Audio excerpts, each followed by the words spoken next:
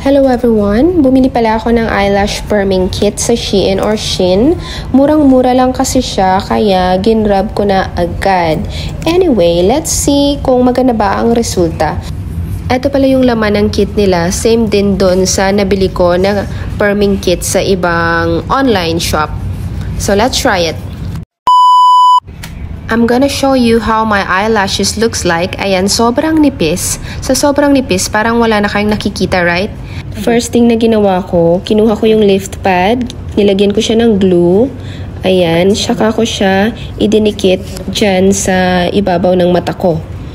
Ganyan lang siya. So, nakadikit na siya kasi nga may glue siya. 3 times ko na palang ginawa tong eyelashes lifting, kaya para sa akin medyo easy na siya. And after that, nilagyan ko ulit ng glue yung lift pad.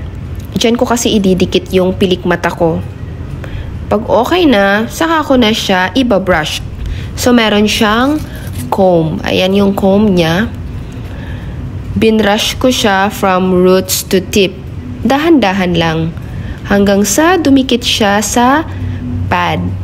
So, ayan lang yung ginawa ko. Ayan, kung nakikita nyo, dumikit na siya. Para tuloy nabigatan yung mata ko. Next, nag-apply ako ng perm. Meron na din siyang stick. Ito yung gamot niya para mag-lift talaga yung lashes. Ito yung first na gamot na inilagay ko.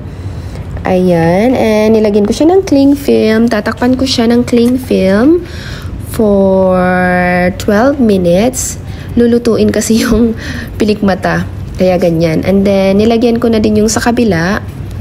So, 12 minutes, 12 minutes. After 12 minutes, ito na. Tinanggal ko na siya, but hindi pa ito yung resulta talaga. Ito naman yung next na ginawa ko. Nilagyan ko siya ng fixation.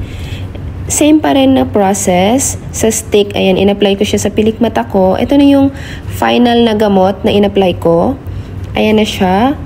Same process pa rin ginawa ko. After that, kinover ko siya. And then, 12 minutes later, ito na naman yung result niya. Tinanggal ko na yung lift pad. Ayan, nakadikit talaga siya. Kaya medyo ouchy. But it's fine. So, that's it. And then, nilinis ko muna siya ng cleanser. Ayan, tinanggal ko yung glue. Bago ko in-applyan ng final gamot. Hindi siya gamot actually. So, ito yung final touch niya. Nutrition. Gumamit ako ng mascara brush. Tapos, binrush ko yung pilik mata ko with the nutrition to nourish your eyelashes. Ganyan daw. So, ayan na yung resulta. Kung nakikita nyo, nag-lift na yung pilik mata. In fairness, maganda yung resulta. So, simula ngayon, sa Shein na ako bibili. Affordable na.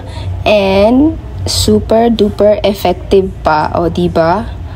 Sa mga magtatanong dyan kung hindi ba na-irritate yung mata ko, hindi po nakaka-irritate yung, yung gamot na nilagay ko. Basta careful lang din na hindi mapasok sa mata. That's it. I'm satisfied and happy with the result.